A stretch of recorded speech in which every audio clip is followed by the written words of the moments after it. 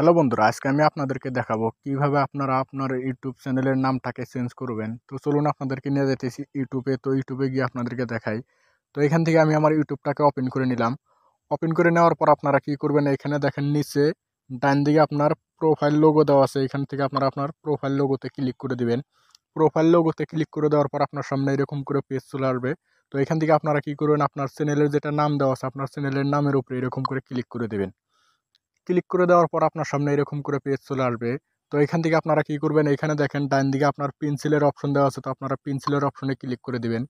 Click করে দেওয়ার পর আপনার সামনে এরকম করে আপনার চ্যানেলটা ওপেন হয়ে যাবে। তারপর আপনারা এখান থেকে চাইলে আপনারা চ্যানেলের হ্যান্ডেল, তারপরে চ্যানেল ইউআরএল, ডিসক্রিপশন এগুলো আপনারা চেঞ্জ করতে পারেন। উপরে দেখেন আপনার নামের অপশন দেওয়া আছে। তো আপনারা আপনার নামটাকে চেঞ্জ করার জন্য আপনারা এখানে পেন্সিলের আইকন দেওয়া আছে, আপনারা পেন্সিলের আইকনে ক্লিক করে দিবেন। পেন্সিলের আইকনে ক্লিক করে দেওয়ার পরে এখানে দেখেন আপনার নাম চেঞ্জ করার অপশনটা এখানে চলে আসছে। তো এখান থেকে আপনারা আপনার নামটা প্রথমে যেটা ছিল ওইটাকে এরকম করে ব্যাক করে কেটে দিবেন। কেটে দিয়ে আপনারা যে নামটা দিতে চাইতেছেন ওই নামটা এখানে দিয়ে দিবেন। তো আমি এখানে লিখে দিতেছি। তো এখানে দেখেন আমার নাম চেঞ্জ করা হয়ে গেছে। নাম চেঞ্জ করা হয়ে যাওয়ার পর আপনারা কি করবেন, এখানে সেভ লেখা আছে, আপনারা সেভে ক্লিক করে দিবেন। সেভে ক্লিক করে দেওয়ার পরে এখানে লোডিং হইতেছে।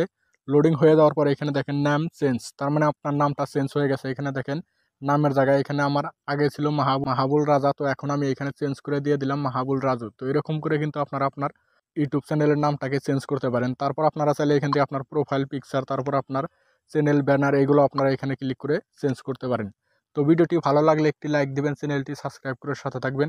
ভিডিওটি দেখার জন্য অনেক অনেক ধন্যবাদ।